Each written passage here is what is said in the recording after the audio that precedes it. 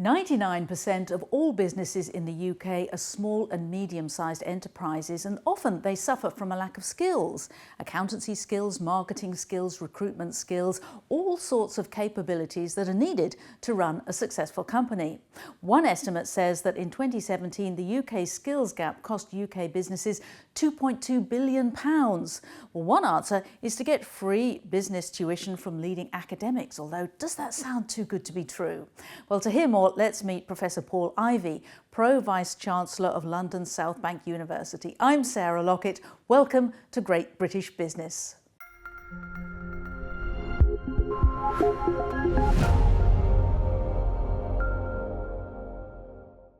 So Paul, welcome to the London Stock Exchange studios. Thank you. So what sort of skills are UK SMEs missing, and why does it cost them money? If you run a small company, almost by definition, the people who work for you have to do several different jobs at the same time, which is fine, unless things change. And they always change. Markets change, products change, customers change. And so the key core skill is being able to adapt and to flex the company. And how easy or difficult is it, would you say, for an SME to get up to speed on, say, accounting skills or how to recruit effectively, in addition to doing their core business of selling widgets or whatever it is? I don't think it's easy at all. And the reason for that is that 2/3 of the companies that we work with report an almost immediate improvement in their confidence, their ability to align their company. So we help them with the core skills, those core skills that you were talking about. But we also help them to focus their company to the markets they want to work in and align their companies with the structure that they have. Do you think they should always upskill themselves, or should they outsource? Outsourcing is challenging. Don't outsource a mess. You have to understand what it is you're outsourcing very, very well. Otherwise, it's going to cost you a lot of money. And what is the hardest thing, do you think, for SMEs to get right? It varies. It varies on the type of business. The key ingredient, or the universal ingredient, is that companies know what they know, but they don't necessarily understand what they don't know. And that's the thing that can hold them back. They have a fixed idea, an expertise, which is all theirs, but it's not enough to access the market they want. So they might have a certain way of doing things which is possibly not what the consumer wants? Sometimes their product isn't aligned like that. They have a fixed view of what their offer is, and they think this is the best offer, but then the customer has a view on this. And sometimes we help them to realign their offer. And you're focusing, aren't you, on green tech, health tech and food tech. Now, why have you picked those? Only because they were the easiest ones for us to go at. And it's not necessarily just the sector that's important, it's what we do in that sector.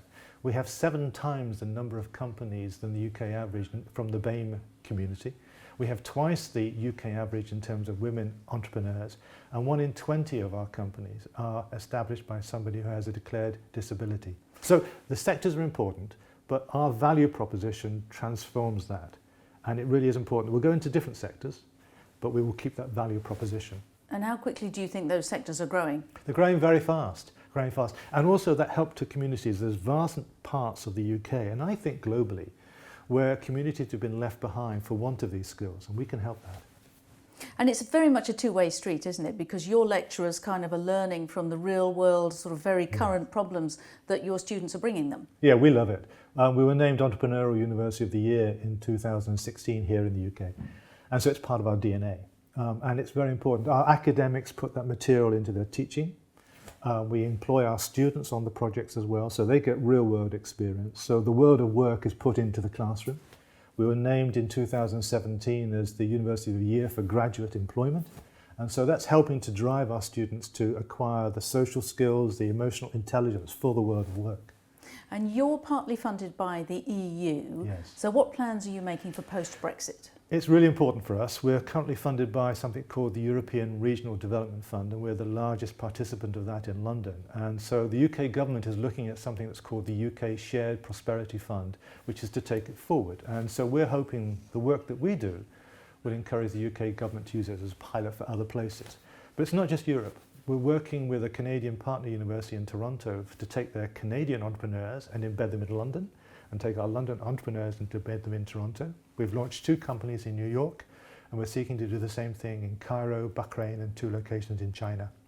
And you have a lot of students coming from Europe and Eastern Europe, but also from much farther afield. So you're not only Europe-centric. It's part of our attractive offer, we think, to students from around the world, because this is a global need. We're quite sure about this. What we're doing here in London will go global. There's communities out there that can really have the benefit of this. Really interesting. Well, Paul, thank you very much. It's a pleasure. Thank you. For now, from me, Sarah Lockett at the London Stock Exchange Studios, it's goodbye though, and thanks for watching.